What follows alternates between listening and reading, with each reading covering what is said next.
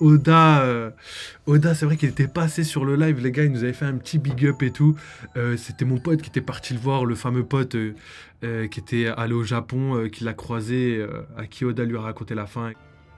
Bah ouais, Vénus, Neptune, Saturne et Mars, si je me trompe. C'est ça, j'ai vérifié, mais ça semble que c'est ça. Et nous, justement, on va pouvoir voir ces planètes à l'œil nu, et ça c'est ouf. Ce serait un des manuscrits d'Oda sur, comme je vous ai dit, l'adaptation qui n'a pas été adaptée.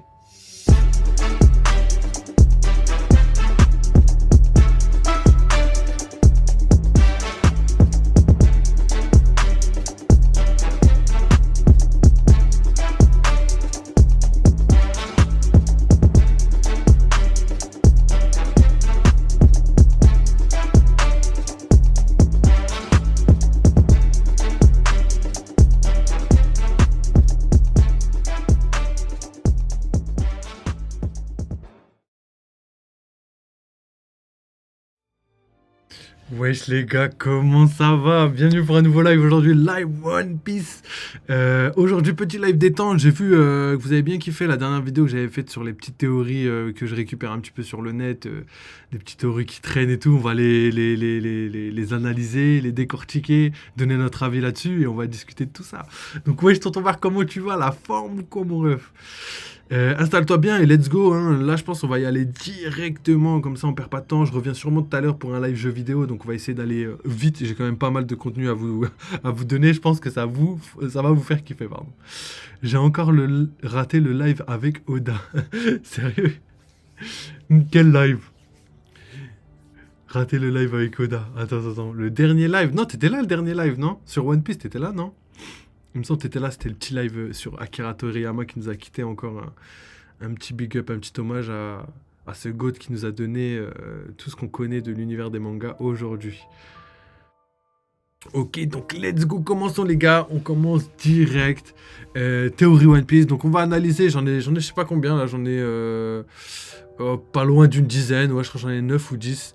J'ai à peu près 10 théories, on va discuter de tout ça, vous allez me donner votre avis, est-ce que vous kiffez, est-ce que c'est quelque chose qui pourrait se passer, ou est-ce que vous êtes totalement en désaccord avec ça?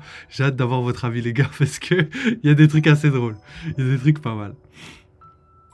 Tu l'avais invité, t'avais dit l'autre fois. Ah oui, Oda, Oda, c'est vrai qu'il était passé sur le live, les gars, il nous avait fait un petit big up et tout.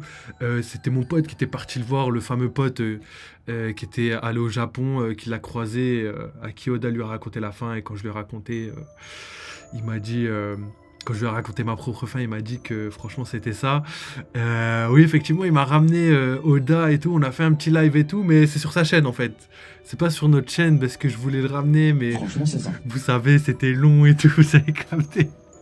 Il s'est sub à ma chaîne. Ouais, je crois qu'il s'est sub à ma chaîne. Je crois, ouais, il m'a dit, donne-moi des idées pour la suite de One Piece. Et quand je lui ai raconté, il m'a dit, ah, c'est bien ça, je vais mettre ça. Et du coup, c'est pour ça qu'il a décidé de mettre les 5 Tenryubito qui arrivent à Egghead, parce que j'étais là, je discutais avec lui, et il me disait, ouais, qu'est-ce que je pourrais faire qui rajoute de la tension dans l'arc d'Egghead? Parce que t'as vu, avec Luffy, il a battu Kaido, donc c'est dur de ramener de la tension. Du coup, je sais pas, essaye de ramener quelque chose qui peut pas, genre quelque chose que tu peux pas, il peut pas tester, tu vois. Et je lui ai dit quoi? J'ai dit ouais, s'il y a pas un mec sur Terre qui arrive pas à le test, bah t'as qu'à ramener plein de mecs et tout.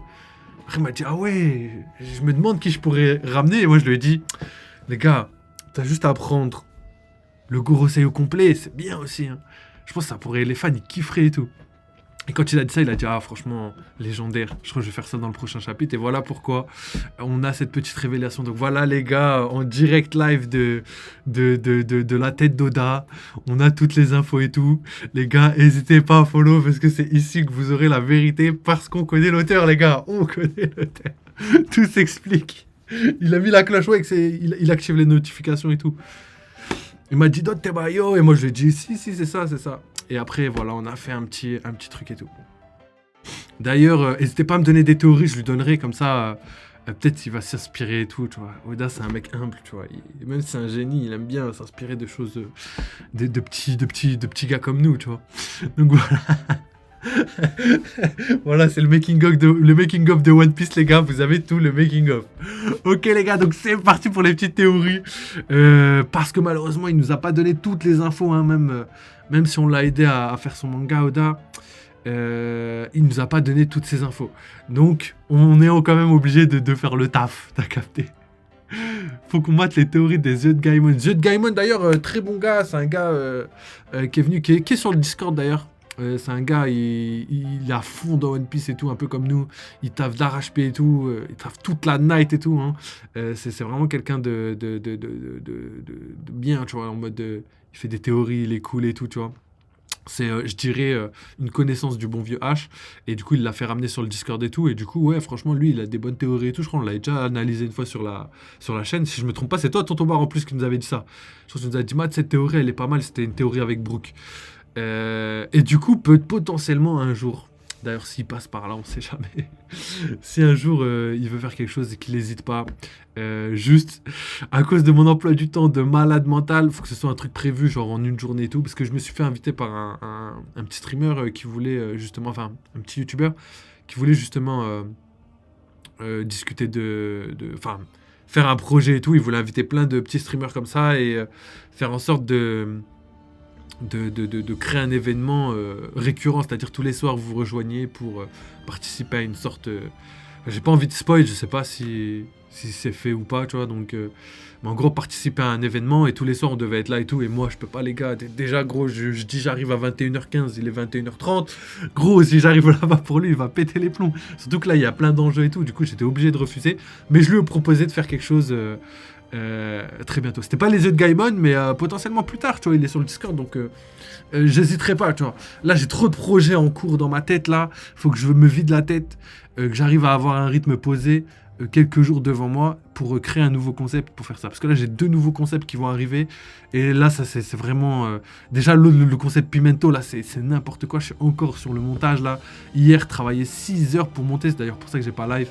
Donc les gars, ouais, j'avoue, restez connectés les gars parce qu'il y a plein de choses qui arrivent. Et on va essayer de faire quelque chose de bien, ouais, pour le futur. Que ce soit sur la chaîne avec juste moi ou en partenariat avec d'autres personnes. Ouais, The Gaimon, je vais essayer, tu vois.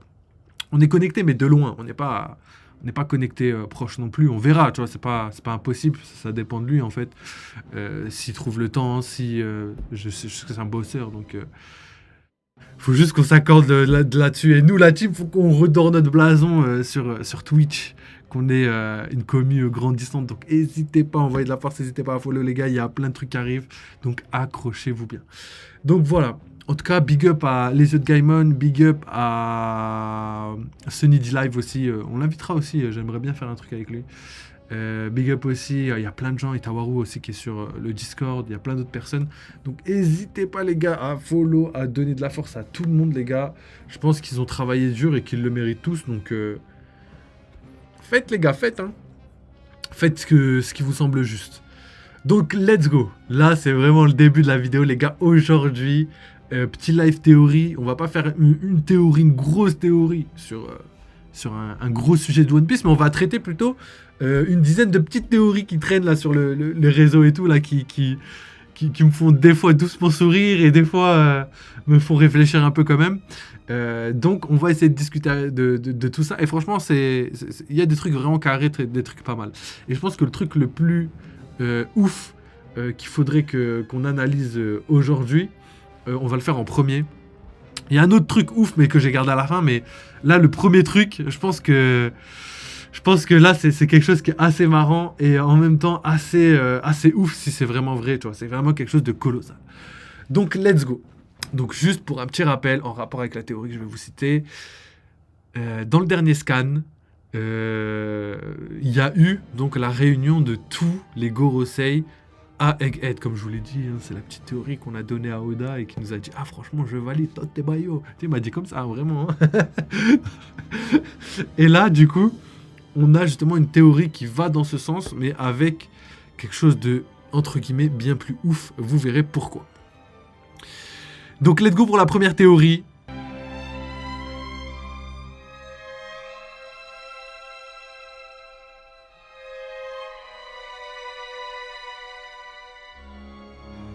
Ça y est, j'arrête le suspense. Voilà. Donc le 4 avril 2024, donc dans exactement 25 jours, il va y avoir un alignement des planètes. Et je sais pas si Oda a fait correspondre le manga avec la dernière... Enfin, comment on appelle ça un amoncellement, ou je sais pas comment ils ont dit ça. Une conjonction planétaire, pardon, rien à voir. Conjonction planétaire, les gars. Donc, il devrait arriver le 4 avril prochain. Donc, est-ce que Oda nous prépare quelque chose pour le 4 avril ou aux alentours de la semaine du 4 avril pour justement mettre en scène Neptune, Vénus, Saturne et Mars, parce que c'est justement la conjonction planétaire qui va être faite. Et j'ai fait mes petites recherches, c'est pas comme sur la photo là. Parce que là sur la photo on a l'impression que toutes les planètes vont s'aligner tout droit et tout. Non, ça va pas se passer comme ça. En fait c'est les planètes qui vont s'aligner, mais pas par rapport au Soleil, mais par rapport à un angle qu'on a de la Terre. C'est-à-dire de la Terre on va pouvoir voir dans la même direction, si je me trompe pas, 3-4 planètes. Ouais, Vénus, Neptune, Saturne et Mars, si je me trompe. C'est ça. J'ai vérifié, mais ça semble que c'est ça. Et nous, justement, on va pouvoir voir ces planètes à l'œil nu, et ça, c'est ouf. Donc, pour toutes les personnes qui sont fans d'astronomie comme moi, d'astrophysique, etc., franchement, c'est quelque chose qui est assez rare. Donc, n'hésitez pas à les regarder et tout. Vous avez juste à sortir dehors. Après, si vous voulez capter les planètes les plus éloignées, il va falloir avoir des jumelles à très haut zoom ou même des télescopes pour pouvoir voir ça. Mais c'est quelque chose de ouf. Donc, moi, dès que j'ai vu cette info, j'ai kiffé. Et maintenant, revenons à One Piece et discutons de ça. Alors, Vénus, Saturne et Mars. Donc, Vénus, ce serait Vénus-Jiro. Vénus-Jiro, potentiellement, qui pourrait combattre Zoro, vu qu'il a potentiellement aussi le Nidai Kitetsu, donc le Kitetsu le plus puissant au monde. Potentiellement, comme on dit. Neptune, là, c'est différent, parce que Neptune représenterait plus Poséidon. Donc, est-ce que Poséidon va avoir un lien dans les chapitres, capture par Barbe Noire, attaque de l'île de l'île des hommes poissons, potentiellement, tu vois, on sait pas trop. Saturne et Mars, donc Saturne qui est déjà là, et Mars qui pourrait très bien faire son apparition. En plus, Mars, je sais plus c'est qui. En fait, je les ai tous. Mars, je crois, c'est le vieux là, le grand avec la grande moustache, si je me trompe pas. Donc, on a quand même tous les éléments en tête, tu vois, pour se dire, hein, d'un côté, est-ce que Oda a vraiment prévu ça? Parce que ça, c'est des trucs qu'on calcule très longtemps à l'avance. Donc, est-ce qu'il est suffisamment fan d'astronomie pour justement prévoir les dates de son manga à cette date précise? Franchement, ce serait ouf. La théorie me plaît de ouf, elle est forcément vraie. Ce serait incroyable. Genkidama du Gorosei, non, ce serait vraiment ouf. Franchement, c'est pour ça que j'ai un peu de doute là-dessus. C'est parce qu'en vrai, elle est tellement bien ficelée, tellement dans l'actualité, que ça me paraît... Il faut vraiment qu'Oda soit à fond dans l'espace. On sait qu'il est à fond dans l'espace, mais là, il faut vraiment être chaud. Parce que ça veut dire qu'il avait prévu la durée d'Egghead, qu'il avait prévu... tu vois, ça veut dire qu'il a vraiment taffé de ouf. Et vu qu'il taffe déjà au maximum, je sais pas comment il aurait pu prévoir tout ça, tu vois. En tout cas, s'il a fait ça, c'est légendaire. Donc ça, cette théorie, j'aime beaucoup. Donc préparez-vous à la semaine du 4 avril. Je pense que quelque chose va se passer. Donc voilà, c'est pour ça que je voulais vous la placer en premier. Parce que c'est une petite théorie, mais franchement, elle peut découler sur quelque chose de magnifique. Et vous me direz, les gars, sur la chaîne, si jamais ils ont eu tort ou raison, tu vois. Et ce serait magnifique. En tout cas, moi, j'adore et j'ai hâte de voir ce que Oda nous prépare. Donc, les gars, n'oubliez pas, Vénus, Neptune, Saturne et Mars. Les gars, ça va être ouf. Ça va être ouf, j'ai trop hâte. Alors, ça explique le flashback de Kuma. Rien qu'il faisait traîner. Ouais, ça pourrait être ça aussi. Hein. Après, il faisait traîner, mais en vrai, ça va parce qu'il arrivait à développer information sur information sans être trop redondant. Et en même temps, je pense qu'il voulait rajouter un peu de tension. Après, le flashback de Kuma était légendaire. Pour moi, c'est le meilleur flashback de tout le manga. Mais c'est vrai qu'il y a eu des petits moments de latence, mais je pense que c'était fait exprès, dans le sens où il prenait son temps pour justement faire coïncider les chapitres, etc. Donc, ça expliquerait beaucoup de choses. Ça expliquerait d'un côté cette théorie, mais aussi d'autres théories dans le sens où il y a les numéros de chapitres qui sont bien choisis, etc. En tout cas, c'est stylé. Franchement, moi, je suis d'accord avec toi. Je trouve cette théorie grave stylée. Je voulais l'aborder avec vous parce qu'elle traîne là depuis quelques jours là sur, depuis le dernier chapitre. Donc c'est vraiment théorie dans l'air, dans l'actualité. Let's go. Donc deuxième théorie. Donc,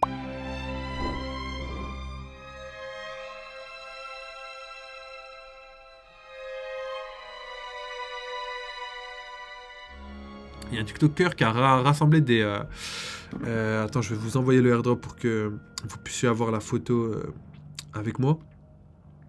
En fait, il a parlé d'une théorie, donc il aurait récupéré. Enfin, c'est plutôt quelqu'un de Twitter qui aurait récupéré des dessins non adaptés de One Piece au début du manga. Et ce serait des dessins de Roger quand il parlait à l'exécution. Donc c'est des phrases que Roger aurait dû dire, mais qu'il n'a pas dit. Donc on va voir ensemble.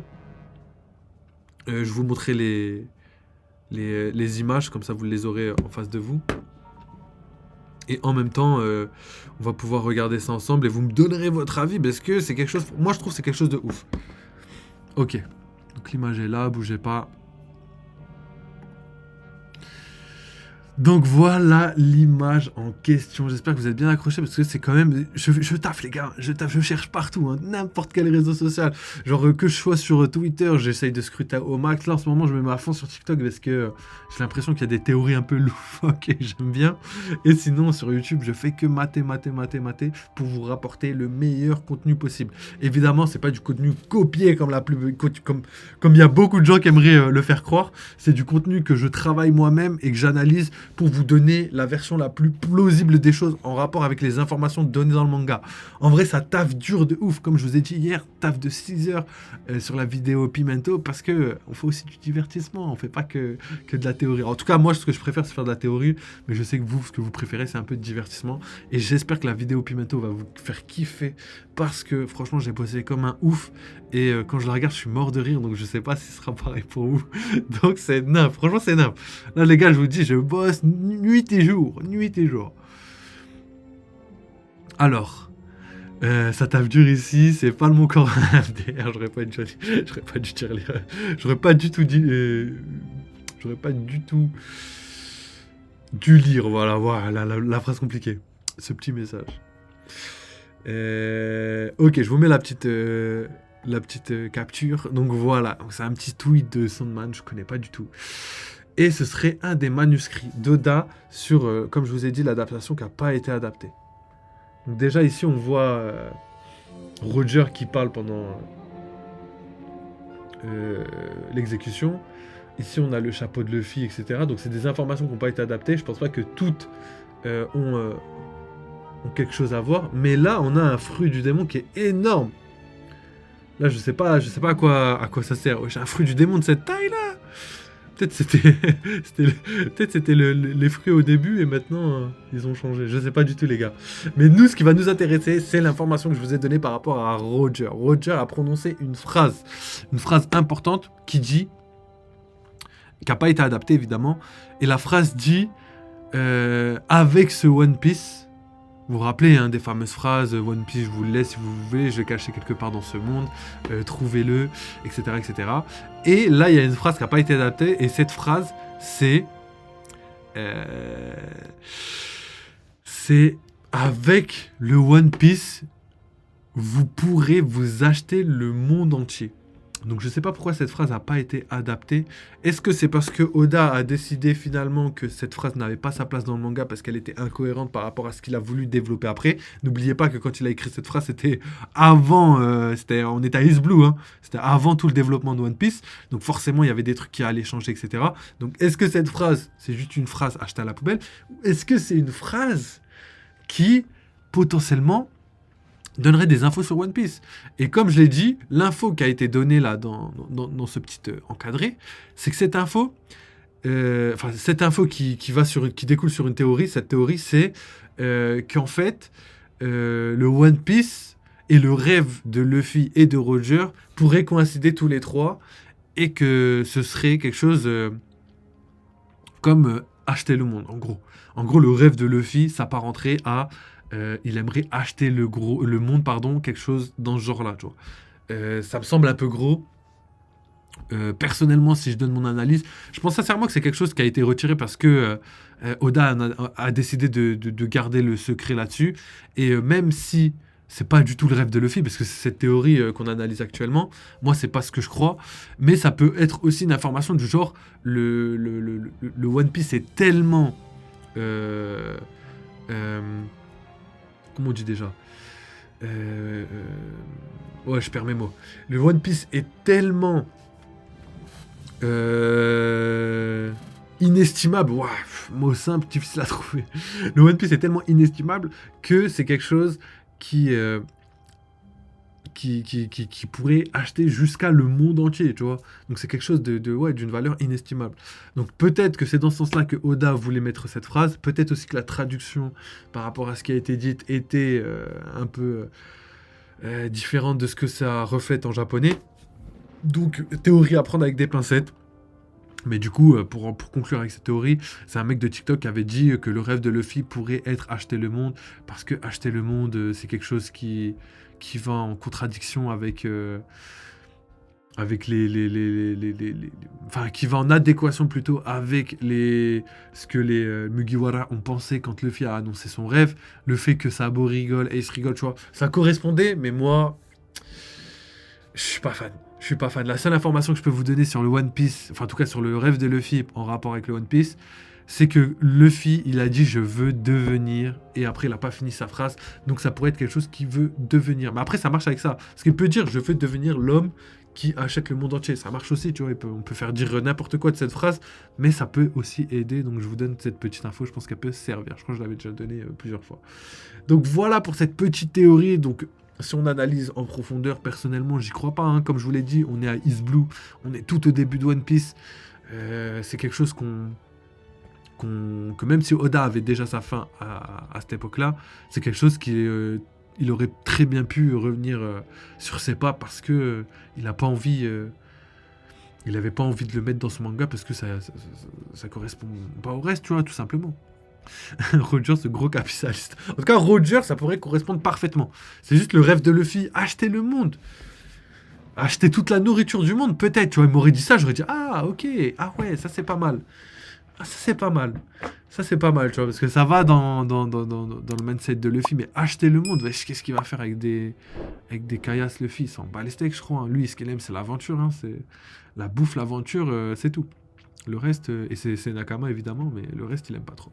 Donc voilà pour moi pour cette analyse. Bon, j'y crois moyen, mais c'est une potentielle chose qui pourrait arriver. Mais juste, ça ressemble pas du tout à Luffy. Donc voilà, vous avez mon avis. Vous avez...